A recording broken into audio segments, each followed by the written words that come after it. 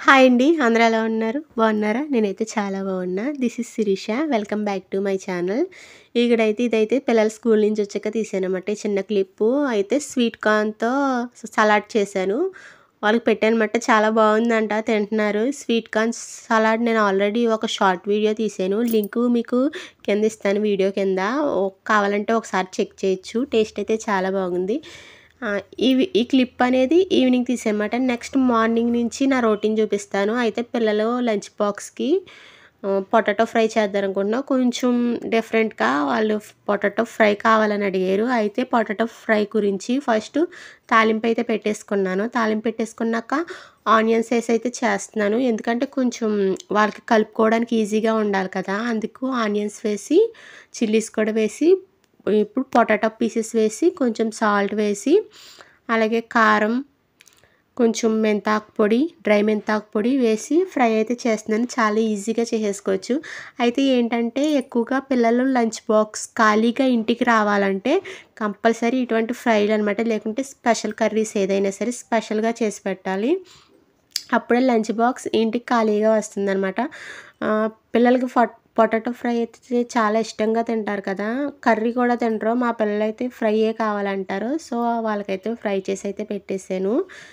ఇంకా వాళ్ళు ఇష్టంగా ఏది తింటే అదే పెట్టాలి కదా! ఈరోజైతే లంచ్ బాక్స్ అయితే ఖాళీగానే వస్తది ఇంటికి. లేకుంటే నార్మల్ డేస్‌లో ఖాళీగా రావట్లే. వీళ్ళకి చేసి పెట్టడానికి అసలు ఎన్ని తలకాయ పోట్లు పడాల్సొస్తుందో.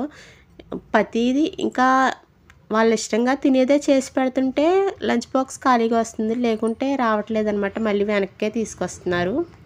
పిల్లలు స్కూల్‌కి వెళ్ళేదాకా ఒక్క నిమిషం కూడా కూర్చోవడానికి ఉండదు. వాళ్ళని రెడీ చేయడం, వాళ్ళకి వండి పెట్టడం ఇదే సరిపోద్ది. వాళ్ళు స్కూల్‌కి వెళ్ళాక అప్పుడు తాతయ్యకి ఇంట్లో ఉన్న పనంతా కంప్లీట్ చేసుకుని ఫ్రెష్ అయ్యి అప్పుడు మిషన్ కుట్టుకోవడం స్టార్ట్ చేస్తాను అనమాట. అయితే ఈరోజు మంగళవారం యాక్చువల్‌గా మంగళవారం ఏంటంటే నేను రైస్ తినను. ఆ రోజు పూజ చేసుకుంటాను. పొద్దున్నుంచి సాయంత్రం దాకా రైస్ తిననమాట. ఓన్లీ టిఫిన్ మాత్రమే తింటాను. అయితే ఇక్కడ నాకు లంచ్ కోసమని చపాతీ అయితే చేసుకుంటున్నాను. అప్పటి వరకు మిషన్ కుట్టాననమాట. అప్పుడే చపాతీ అయితే చేసుకుంటున్నా. అప్పుడు టైం వచ్చేసి 1 ఎంతో అయ్యింది. ఇంకా చపాతీ చేసుకుని తిందారన్నట్టుగా తింటున్నాం. అయితే చపాతీలోకి పాస్తా మిల్ మేకర్ కర్రీ చేశాను. చపాతీలోకి కాంబినేషన్ అయితే బాగుంటుంది. ఆల్రెడీ ఈ కర్రీ నేను వీడియో తీసి పెట్టాను. కాకపోతే ఏంటంటే అప్పుడు లెమన్‌తో చేశాననమాట. ఇప్పుడైతే మామిడికాయ చేశాను. నేను లింక్ కింద ఇస్తాను. ఒకసారి వీడియో చెక్ చేయండి. నెక్స్ట్ డైలీ వచ్చేసి నేను ఇక్కడ మీకు చూపిస్తున్నాను కదా వీడియోలో. ఇదేంటంటే నువ్వులు, తెల్ల నువ్వులు, అలాగే బెల్లం ఈ 2 కలిపేసి మిక్సీ పట్టేసి డైలీ కొంచెం కొంచెం తింటాననమాట. ఒక్కొక్క చిన్న లడ్డుండ కింద తింటాననమాట. ఏంటంటే బోన్స్‌కి చాలా మంచిది. అందుకే తింటాను. సిమ్లీ అంటారు కదా! సిమ్లీలా చేసుకొని కంపల్సరీ తింటాను. పిల్లలకి ఇస్తాను. నేను తింటాను. ఇక్కడైతే చపాతీ అయితే అయిపోయింది. చెప్పాను కదా! Pasta meal maker curry mango వేసి చేశాను. చపాతీలోకి అయితే బాగుంటుంది. చపాతీలో పక్కాగా ఈ కాంబినేషన్ అయితే చాలా బాగుంటుంది. నేను లింక్ కింద ఇస్తాను. పాత వీడియో ఒకటి ఉంది. ఒకసారి చెక్ చేయండి. నెక్స్ట్ ఇది ఈవినింగ్ అనమాట. ఈవినింగు చింతపండు వేయించుకున్నాను. అంటే మనకి పల్లెటూరులో చింతపండు చెట్ల నుంచి తీసి పట్టుకొచ్చి అమ్ముతారు కదా! అలాగా చింతపండు అయితే వేయించుకున్నా. 5 కేజీలు చింతపండు వేయించుకున్నా. దానికి కాడ తీస్తున్నాను అనమాట. క్లీన్ చేసుకుంటున్నాను. కాడ తీసి పక్కన పెడతాను. రేపు చింతపిక్క తీస్తాను అనమాట. అయితే ఇలా ఏంటంటే మనం సొంతంగా తీసుకుని ఫ్రిడ్జ్‌లో పెట్టుకుంటే ఒక 1 ఇయర్ పాటు మనకు అలా స్టోరేజ్ ఉంటుందన్నమాట. ఏంటంటే బయట ఎలా చేస్తారేంటో మనకు తెలీదు కదా! మన చేత్తో చేసుకుంటే అదొక ఇది. అయితే పైన డొప్ప వచ్చేసింది. పైన పెంకు ఉంటుంది కదా! పెంకు తీసేశారు. ఓన్లీ మనం పైనున్న పీచు తీసుకుని తీసుకోవడమే. అయితే అప్పటికే పిల్లలు స్కూల్ నుంచి కూడా వచ్చేసారు. టైం వచ్చేసి పావు తక్కువ 5 అయిందనమాట. అంటే 4:45 అయింది టైం. స్కూల్ నుంచి వచ్చేసారనమాట. మీరు ఫ్రెష్ అయిపోయి హోంవర్క్స్ రాసుకోండమ్మా. ఏమన్నా స్నాక్స్ తీసుకుని ఇంట్లో తినేసి ఫ్రెష్ అయిపోయి హోంవర్క్ రాసుకోండి. నేనైతే ఇదైతే క్లీన్ చేసి వచ్చేస్తానని చెప్పాననమాట. అయినా సరే వాళ్ళు నా వెనకాలే తిరుగుతున్నారనమాట.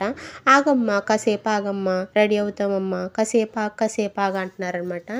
అయితే బట్టలు కూడా ఇంకా తీయలేదు. డాబా పైన ఎండబెట్టానమాట, డాబా మీద.